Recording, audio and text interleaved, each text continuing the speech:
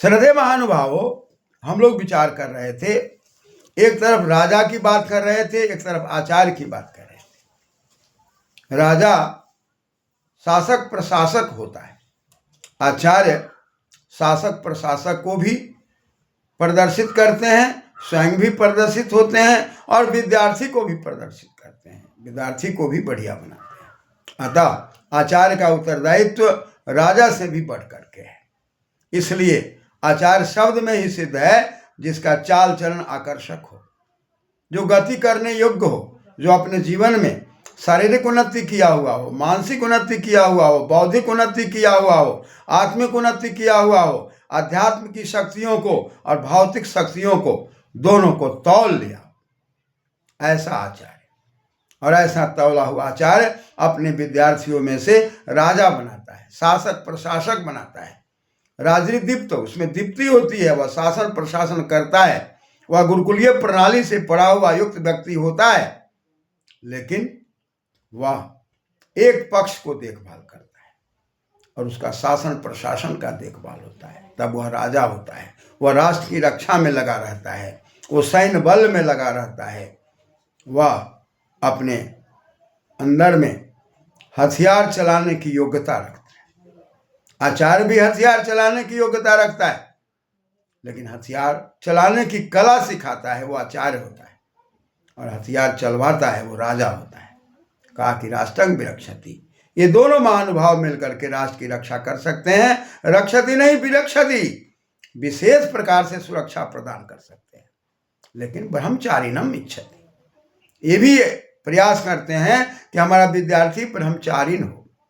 ब्रह्मण्याचरति ब्रह्मचारी, या ब्रह्मचारी जो ज्ञान विज्ञान में विचरण करता हो, खान पान रहन सहन में बढ़िया हो और ब्रह्मचर्य पूर्वक हो, वेद आदि शास्त्रों का स्वाध्याय करता हो, सत्संग करता हो, ज्ञान का पिपासु हो, शिक्षा के क्षेत्र में, विद्या के क्षेत्र में, ज्ञान के क्षेत्र में, तपस्या के क्षेत्र में, अध्यात्म के क्षेत्र में, हर जगह पर फलता फूलता हो।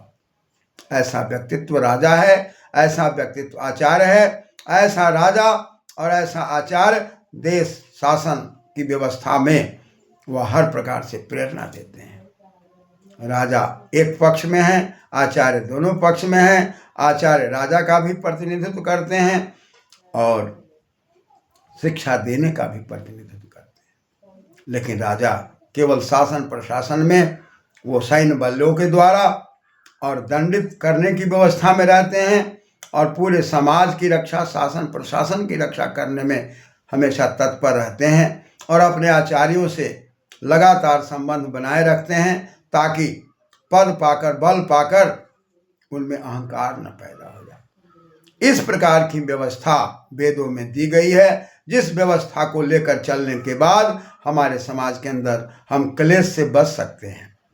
अविद्या, अस्मिता, राग, द्वेष, अभिनिवेशा, पंच क्लेशा, ये 5 क्लेश जो हैं हमें भी क्लेशित करते हैं, आपको भी क्लेशित करते हैं, घर परिवार को भी क्लेशित कर रहे हैं, शासन प्रशासन को भी क्लेशित कर रहे हैं, और जगह जगह पर उपद्रव हो रहे हैं। इन तमाम चीज़ों से बचाने के लिए एक तरफ ब्रह्मचर्य की शक्ति को समझना होगा, राजा की शक्ति को समझना होगा, राष्ट्र की शक्ति को समझना होगा, आचार्य की शक्ति को समझना होगा।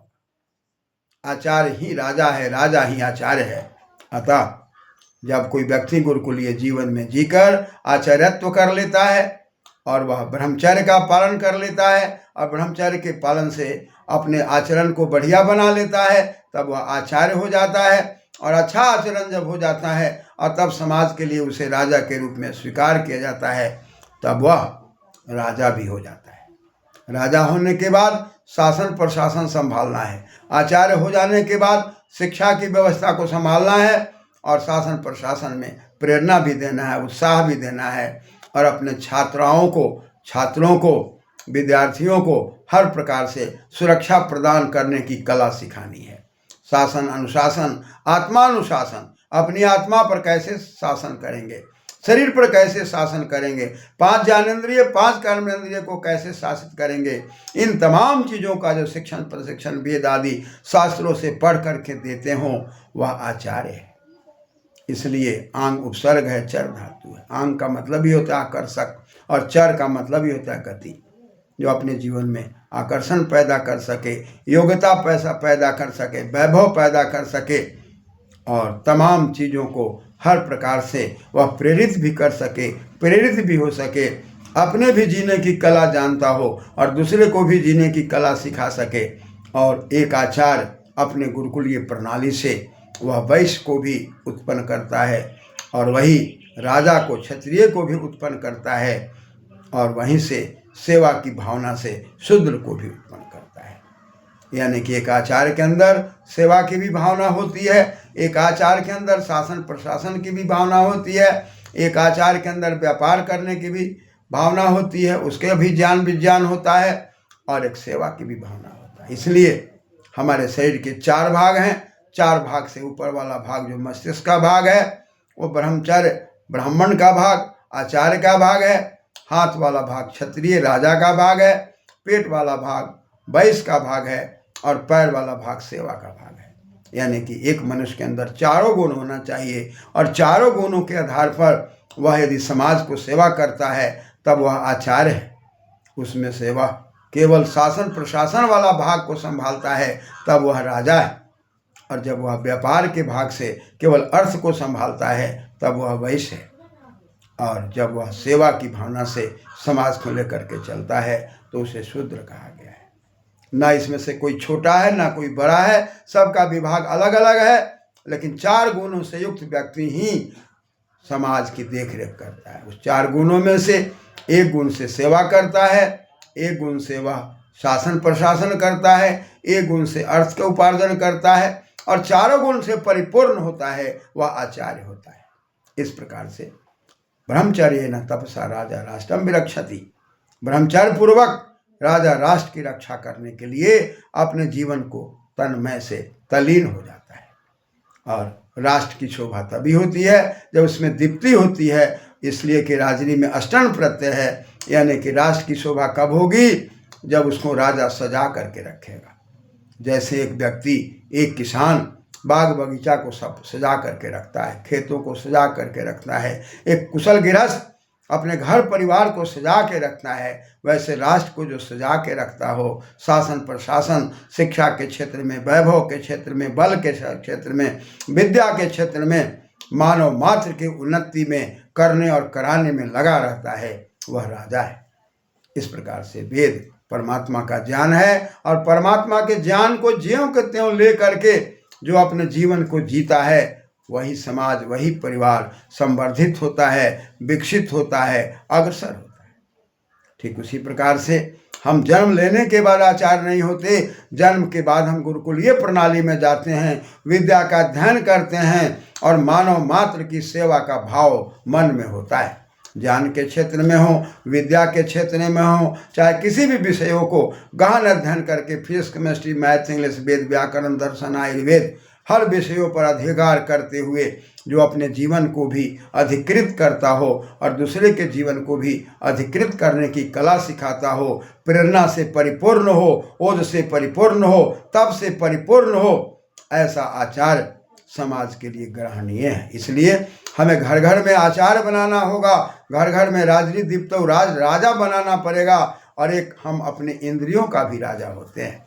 इसलिए मुंडन संस्कार में राजा बेटा कहा गया है।